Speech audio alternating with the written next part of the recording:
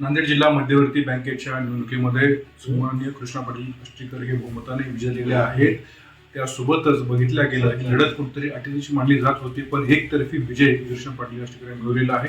दादा काय सांगाल, विजय झालेला आहे, यापुढची कशी वाटचाल असेल, काय आपली पहिली प्रतिक्रिया विजयानंतर?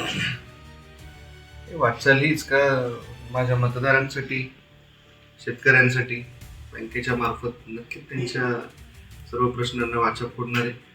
आणि बऱ्याचशा ठिकाणी अशी आता ही कुठून चर्चा होती मला माहित नाही, पण लढत कधीच अटीतटीची हदगावची होत नव्हती आणि कधी होणारही नाही.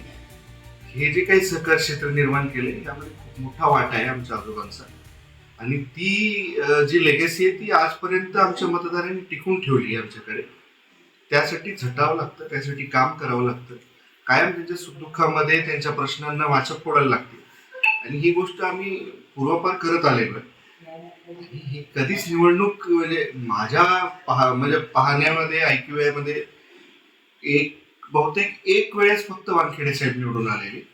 मागच्या 40-50 वर्षापासून जेव्हापासून ही बँक आहे तेव्हापासून एक वेळेस फक्त वानखेडे साहेब निवडून आले. त्यावेळेस ती बँक जवळपास 13 का 14 वर्षासाठी ही झाली होती, प्रशासक आलं होतं त्याच्यावर.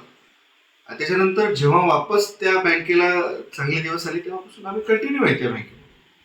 त्यामुळे ही कधीच मी आज तर म्हणजे आपल्याला अजून आवर्जून सांगेन, भविष्यातही ही कधी निवडणूक हदगावची अटीतटीची होणार नाही.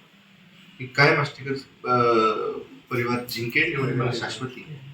आता विजय झालेला आहे. सहकार क्षेत्रातल्या हदगाव मतदारसंघामध्ये बँकेच्या माध्यमातून काय पाऊल असणार आहे, काय विकास धोरण असणार आहे, किंवा अजून काय विजन काय असणार आहे? हे विजन तर भरपूर आहेत. आता तर माझी तर ही पहिली टर्म आहे अशी. या आधी कर्जांच्या बाबतीत असेल, त्याचबरोबर बरेचसे असे मुद्दे आहेत. आज काही एक दोन मुद्दे आपल्याला नाही सांगता येणार आहे, पण नक्कीच चांगलं काम करू एवढं मी आपल्याला आवडून सांगेन.